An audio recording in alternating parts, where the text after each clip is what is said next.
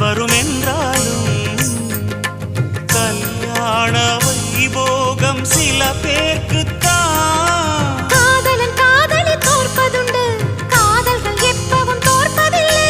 ஓர் மனம் ஒருவரை ஏற்பதுண்டு, இன்னொரு உறவினை ஏற்பதில்லை. நிறமா